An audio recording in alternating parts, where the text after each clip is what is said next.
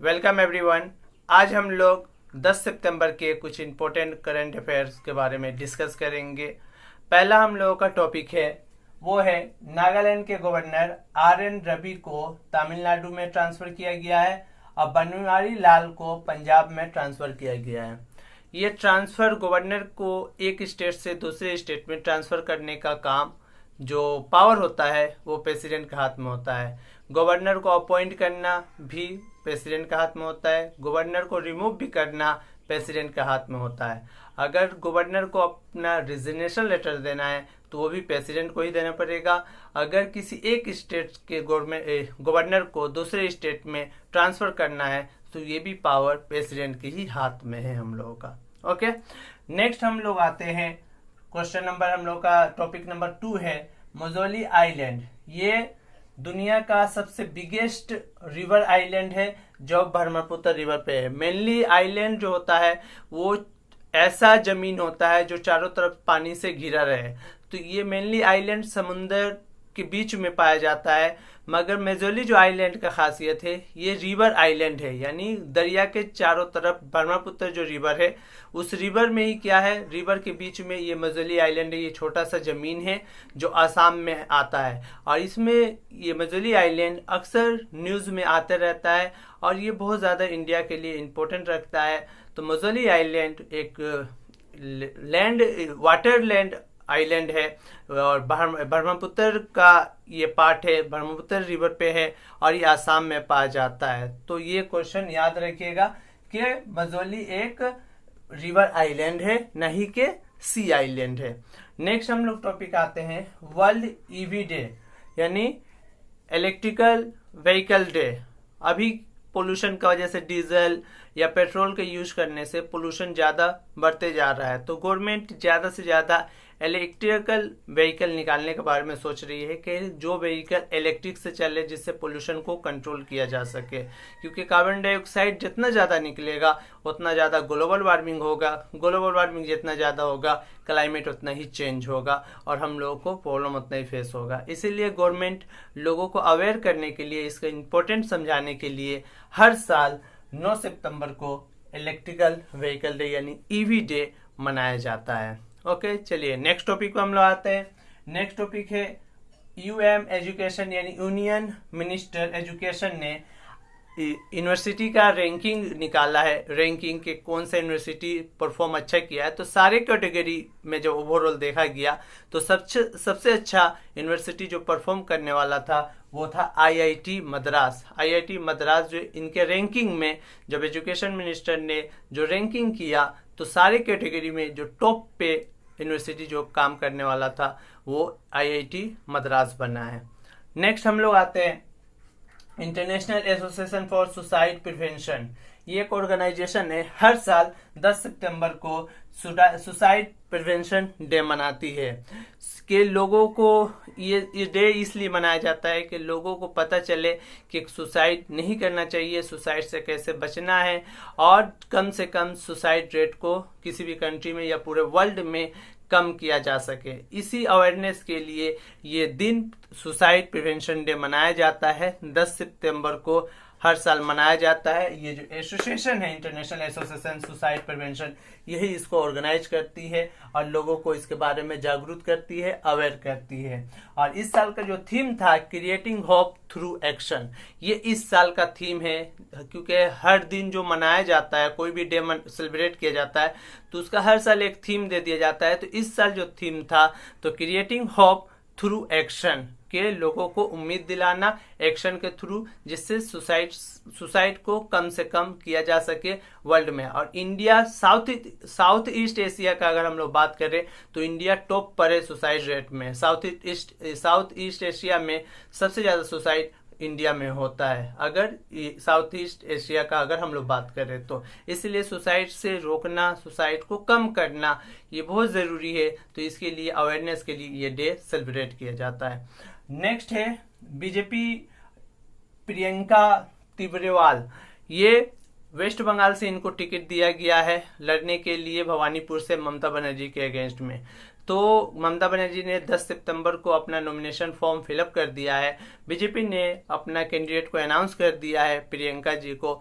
और ये आने वाले भवानीपुर 30 सितंबर को जो इलेक्शन होने वाला है वेस्ट बंगाल में, बाई इलेक्शन, उसमें ममता बनर्जी के अगेंस्ट में ये खड़ी हुई हैं। और ये बीजेपी और टीएमसी के बीच में, यानी ममता बनर्जी और प्रियंका के बीच में ये बाई इलेक्शन होने वाला है। दोनों के बीच में ये इलेक्शन लिया जाएगा।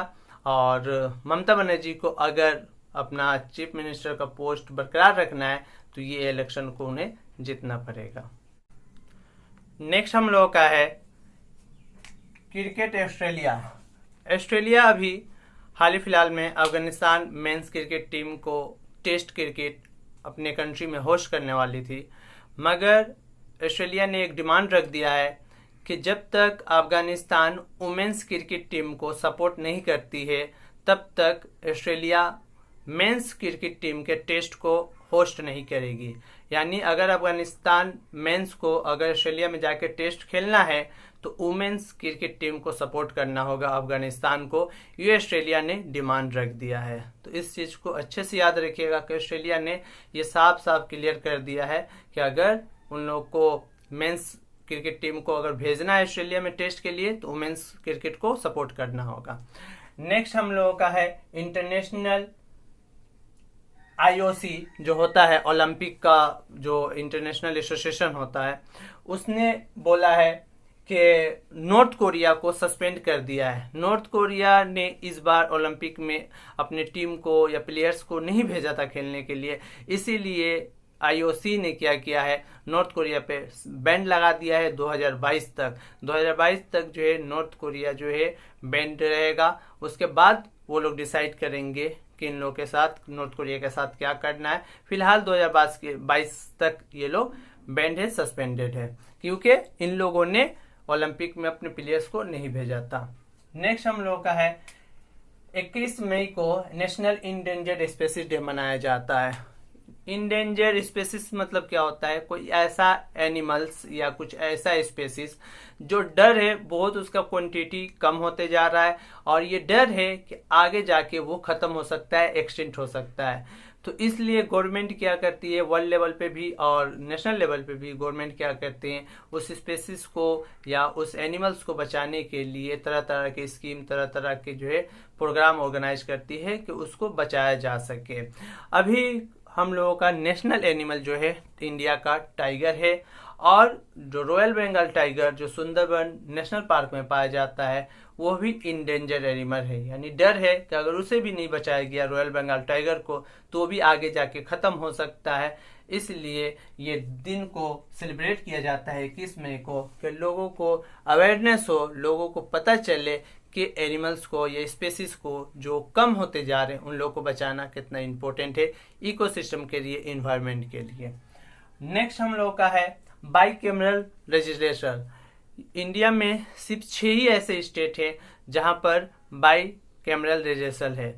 एक है आंध्र प्रदेश, दूसरा है तेलंगाना, कर्नाटका, बिहार, यूपी और महाराष्ट्र।